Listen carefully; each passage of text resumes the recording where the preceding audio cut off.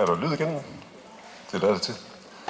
God eftermiddag, og velkommen her på Dokken til borgermøde om Aarhus som levende litteraturby. Jeg hedder Martin Robert, og jeg har fornøjelsen af at lede igennem de næste 2,5 timer, hvor temaet er UNESCO City of Literature. Der venter et både langt, spændende og komprimeret program, hvor vi skal høre lidt om dels, hvad er UNESCO City of Literature, hvordan bliver man det, hvad kan man få ud af det. Men allerførst, så skal vi have en lille velkomsttale fra den politiker, som står i spidsen for projektet og for den eventuelle ansøgning, vores rådmand for Kultur- og Borgerservice, Rabia Assad Ahmed. Værsgo, Rabia. Tak. Hej med jer.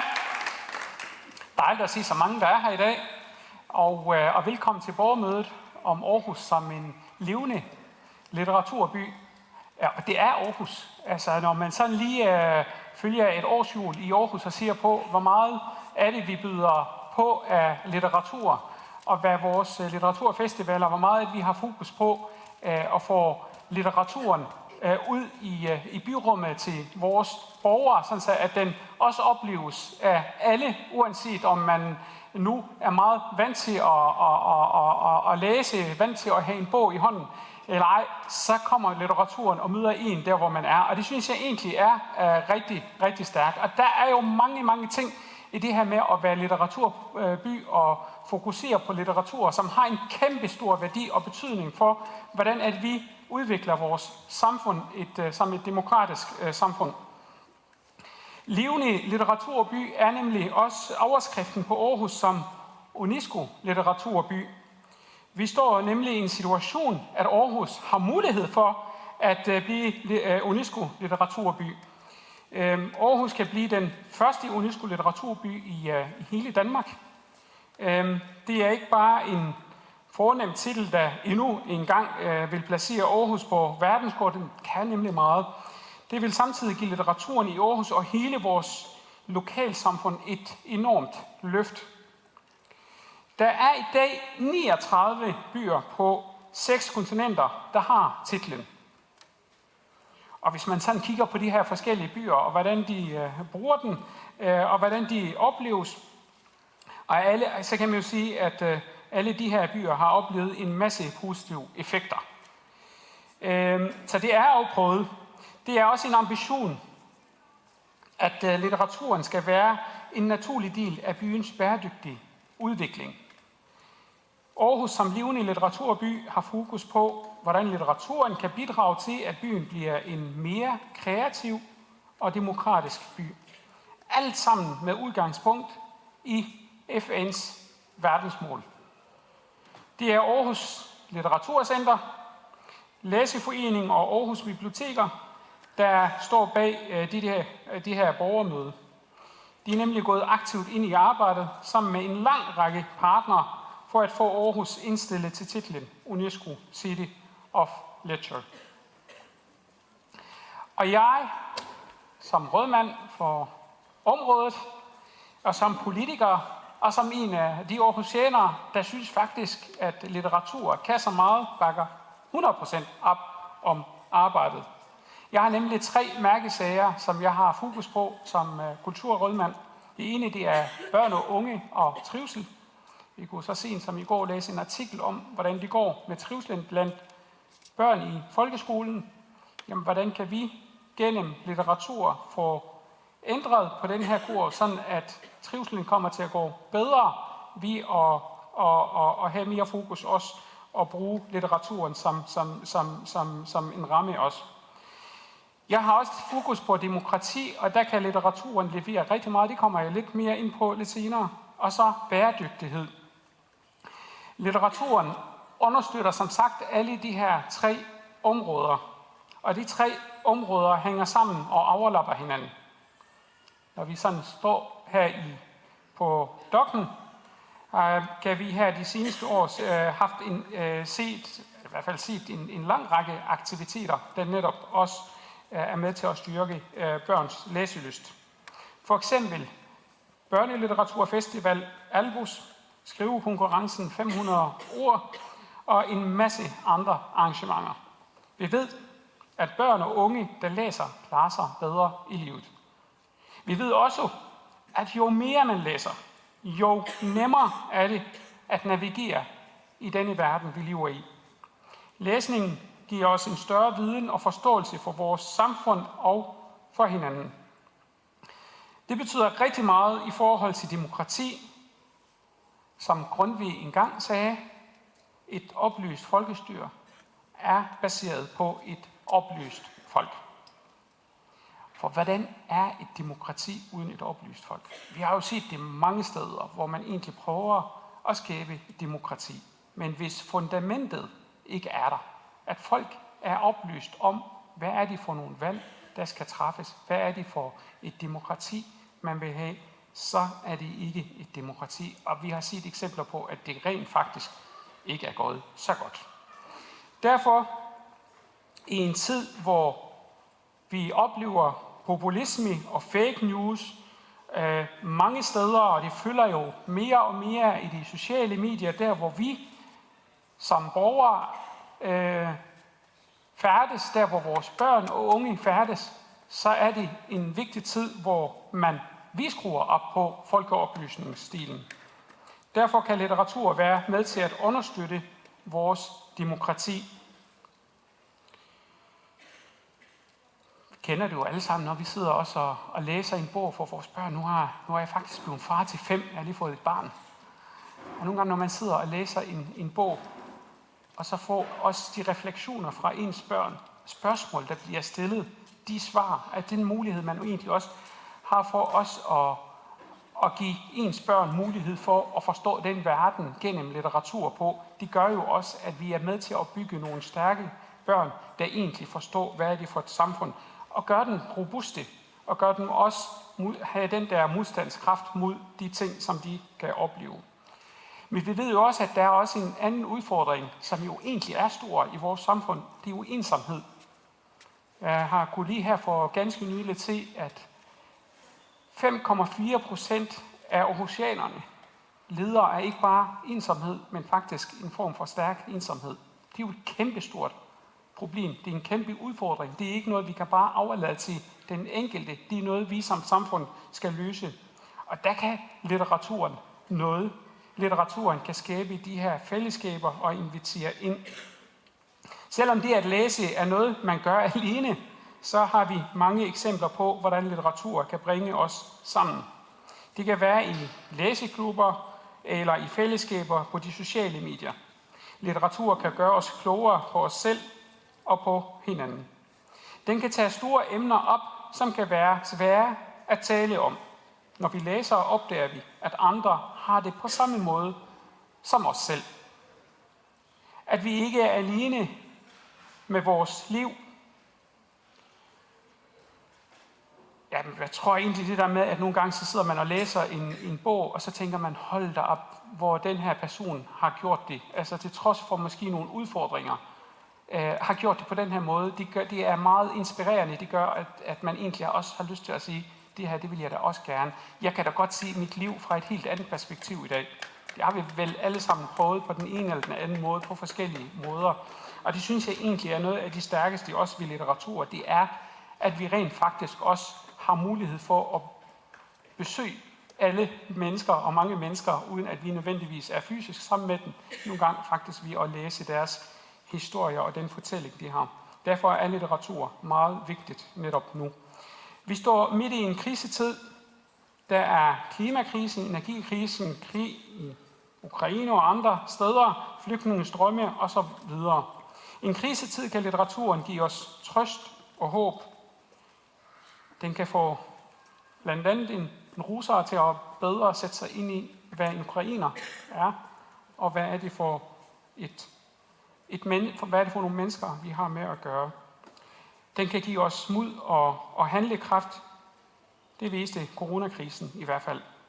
Kulturen og fællesskabet hjalp mange af os gennem krisen. Derfor er litteraturen ikke flødeskum. Den er ikke en luksus. Litteraturen er ligesom den øvrige kultur, nemlig velfærd. Derfor står jeg her i dag som rådmand for kulturen i Aarhus med et bærende ønske om at skabe en levende kultur- og litteraturby i vores samfund.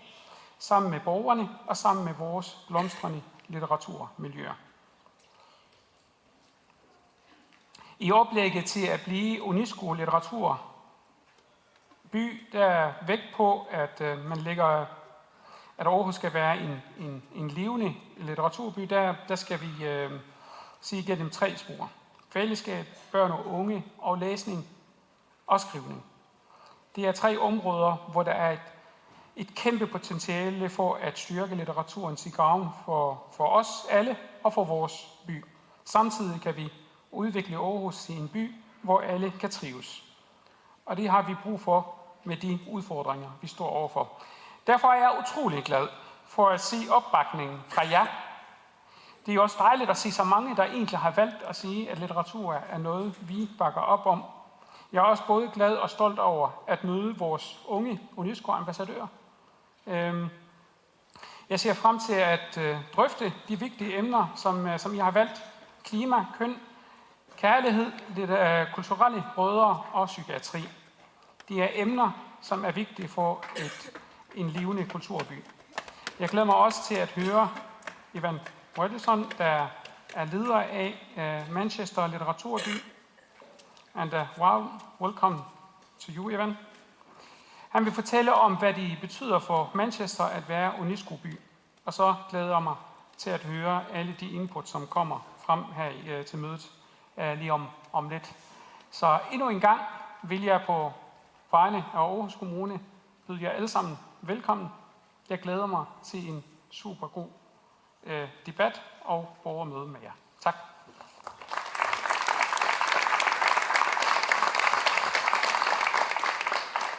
Tusind tak til kulturrådmanden. Der er jo ingen tvivl om, at der er politisk engagement og opbakning bag den her proces.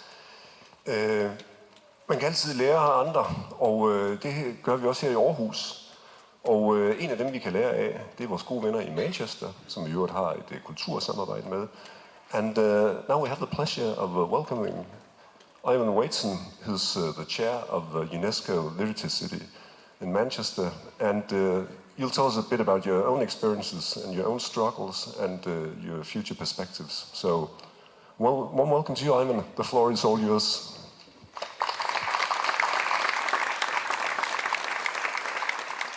Thank you very much. I said I'm Ivan Waitson from Manchester UNESCO City of Literature. Excuse me, I'm going to speak in English. My Danish only extends to tak, and I'll talk for about 15 minutes. And I'll talk about what Manchester City of Literature and the UNESCO designation has meant to the city, its people and its partners. Being a UNESCO creative city is a learning journey, and we in Manchester are still on that journey. We're in very early stages. So we're still learning what it means and how we can make the most of the designation. And what we have delivered so far, what I'll share with you, might not be appropriate from Aarhus. And already from my short visit, I know that you're delivering many initiatives here that are similar to what we are doing. But I hope that the following gives you an insight into some of the benefits and opportunities that the UNESCO designation can bring. So some background, Manchester was designated in 2017.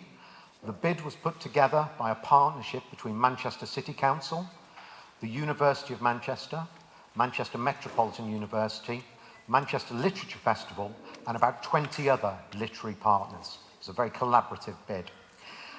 And once the bid was successful, the partners then took time to consider how to manage the designation. And they voted to create an independent charitable organisation to manage that designation. And in 2019, I was appointed to set up that organisation and to run it, now with a team of 2. And we now work with a partner network of over 30 organisations. Like Aarhus, Manchester is a very creative, very cultural city. But literature in Manchester lacks the outward profile and presence of other art forms within the cultural sector. We don't have the grand 19th century buildings or the shiny new modern buildings that our colleagues in theatres, in museums and galleries do. We don't have a literature centre or a real focal point. So we demonstrate this through partnership, events and coordination.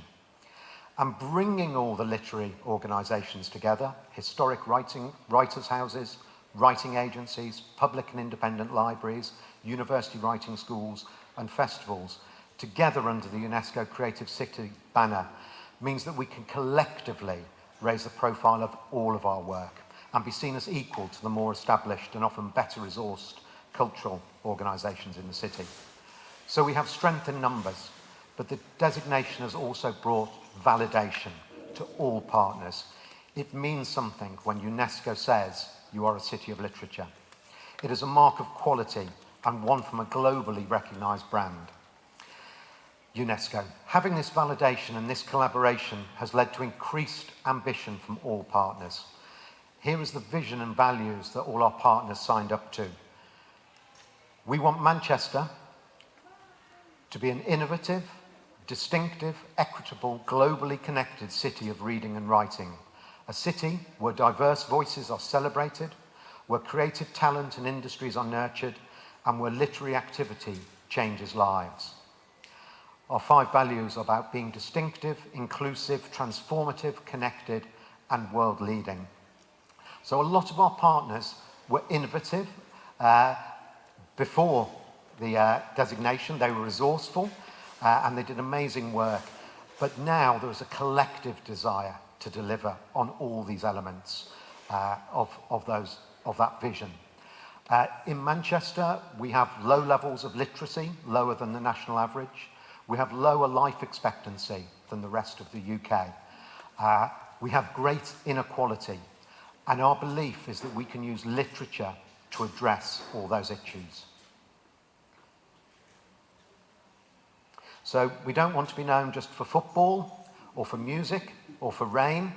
We want to be known as a city of literature, to be that beacon for high-quality, cultural, democratic, and truly diverse literary activity that really does change lives. That's what we want to do. And to help this, the designation has brought us new international connections. Manchester is now part of a global network of 42 creative cities, cities of literature across 6 continents. There's a strong ethos of sharing, learning, and collaboration within that Cities of Literature cluster, and there are 6 other clusters in fields of music, film, media arts, gastronomy, craft and folk arts, and design. And each year, now in person, after the last 2 years, we meet twice a year for 5-day conferences to learn and share with each other. But as well as learning and sharing, these meetings and networks lead to collaborative projects, either city to city or across multiple cities. So in the last few years, Manchester writers have had their work displayed on trams in Tartu in Estonia, in a global chain poem coordinated by Utrecht, in an anthology of scary tales produced by Busan in South Korea. In 2020, with support from the British Council, we worked with Slimani City of Literature in the Kurdistan region of Iraq to work with 15 Manchester poets whose work was translated from English into Kurdish, and 15 Kurdish poets whose work was translated into English. We have hosted virtual writer residencies connecting Manchester with Iowa City in the US and Melbourne in Australia. 4 of our writers from Manchester have gone overseas and been on international writer residencies hosted by Ljubljana, Prague, Granada, and Melbourne. And when Manchester Poetry Library opened in 2021, a call out to other cities of literature led to the donation of books for their permanent collection from 17 other cities of literature, and a digital exhibition which showcased those cities and their poetry. For our 2 university partners, this international connection is really important. The profile of the UNESCO designation helps them with student recruitment locally, but also internationally. And particularly post-Brexit, they're looking to recruit more students from the from East Asia, from South Asia, and from Africa. The universities are also looking to build research partnerships, and we are starting to initiate conversations with our fellow cities to lead to that. And the universities benefit from some of the international writing exchanges I meant, both for their postgraduate and doctoral students, but also for lecturers who are writing as well. The UNESCO designation has also brought greater local collaboration. The City of Literature office hosts monthly meetings to bring together all those partners. We bring in guest speakers We look at different thematic topics, and we've created opportunities for partners who hadn't worked before to work together. In Manchester and Salford, we have a working class movement library in Salford and the Portico Library in the city centre of Manchester, which was founded in the 18th century by the men, and it was the men at that time of Manchester. So it was the businessmen. And those two, so if you like, one working class organisation, one seen as very upper class organisation, the directors of those two organisations had never met. Again, we've brought them together. They now have away days for their staff. The staff have done shadowing with each organisation. It's led to joint initiatives and events. So we're committed to collaboration, even though that's not always easy, across partners of different scale. And our motto in Manchester is, if you want to go fast, go alone. But if you want to go far, go together. The UNESCO designation has also brought additional resources to literary activity. We have a core budget of about 150,000 UK pounds. That's lots of funding of £50,000, which is about 430,000 Danish kroner. And that's to run our office and to meet the obligations to UNESCO and other funders. But in the last 2 years, we've brought in additional project funding of about 850,000 kroner. And through the projects in our programme, we've given paid opportunities to over 100 artists and writers in the last 2.5 years. And for our two universities, the UNESCO designation supports their fundraising and their research funding bids too. Currently, the Manchester City of Literature office is in 3 academic funding bids. We're a partner in those. Another thing we do is we use the phrase joining the dots. We're connecting what is already there. If you visited Manchester, or if you haven't, I hope you will, you'll see there's a lot of public art that's themed around literature. In the city's northern quarter, the poems of Lem-Sissay are carved into the pavements. He also has poems on the walls of cafes and on pubs south of the city centre. We have a street art mural dedicated to the novelist Anthony Burgess. In Victoria Station, there is a poem by Helen Mort. In Shude Hill Bus Station, there's another Lem-Sissay poem. But all these initiatives happened independently, and even a lot of residents don't know that they all exist. So what we have done at the City of Literature Office is commission one of the city's leading tour guides to create a tour between all these sites that will be both a guided tour but also self-guided.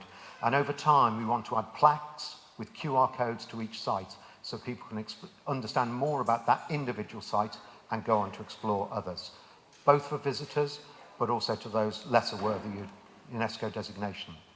So another benefit is we're starting to work very closely with the Tourist Board and other partners to use that UNESCO designation as part of the city's offer to the visitor market, particularly important as we start to come out of the COVID pandemic. And all this activity also helps promote the idea that literature is not a solitary or indoors activity.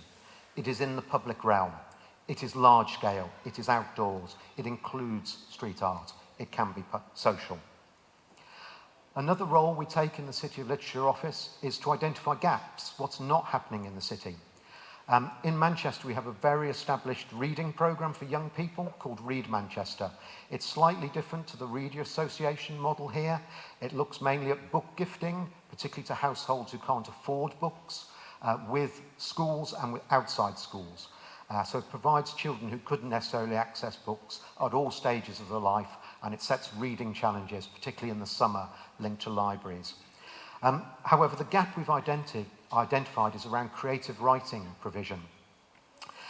Not enough people outside the city centre and outside of formal education are aware of the writing classes and groups offered by our 3 specialist writing agencies and by the university writing schools. So we've created initiatives to reach those people who hadn't thought of creative writing. We've got a brand that we call Write Manchester to bring all that offer together and take it to new writers. And we've commissioned activity to happen at a grassroots level in neighbourhoods outside the city centre. So next month we launch a programme called The Stories of Gorton. Gorton is a neighbourhood northeast of the city centre. Used to be home in the 1940s and 50s to light manufacturing, but that has all gone now. So it's an area that's associated with decline and deprivation, but it has a very strong community ethic. So over the next 5 months, a writer will do a monthly walk with 6 residents, and they will share stories of Gorton, both lifelong residents and also new arrivals. And at the end of that, our writer will create short stories about Gorton. We then create an exhibition that we will take back into community settings in Gorton, and we want to encourage, we'll have writing classes as well for more people to share their stories of Gorton. And then we want to move that to other neighbourhoods. So over time, we will build up the stories, not just of Manchester City Centre, but all those neighbourhoods.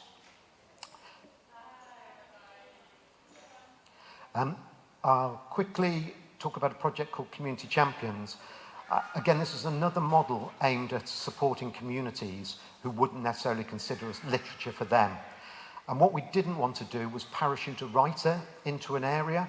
We wanted to see if we could grow the appetite for reading and writing and ensure that it was owned and sustainable with that community. So we appointed 3 community champions who had a profile in the neighbourhood and were trusted to run a series of taster sessions, shared reading, journaling, creative writing, performance groups. They looked at local history as well. One group were churchgoers who read little other than the Bible or scripture-related text. At the end of the programme, that group, who are all of Caribbean heritage, were so animated they decided they want to write a play about their parents and grandparents who came to Manchester in the 1950s from the Caribbean. They decided that, not us. We didn't start off with that end, they've created that end. So our role now is to enable that to happen. We're going to work with them on a funding bid to get a writer to work with what they want, not what we think they should have. So we could have focused on those already engaged in literary activity. We could simply have joined the dots and focused on some of our more high-profile authors and poets. But we wanted to make sure that the UNESCO designation meant something to all residents. We wanted to show that literature in all its form can improve neighbourhoods, can change lives, can improve well-being. I'll quickly, because I'm conscious of time, mention 2 initiatives. Given that we don't have that building for focus, we've created some events and festivals.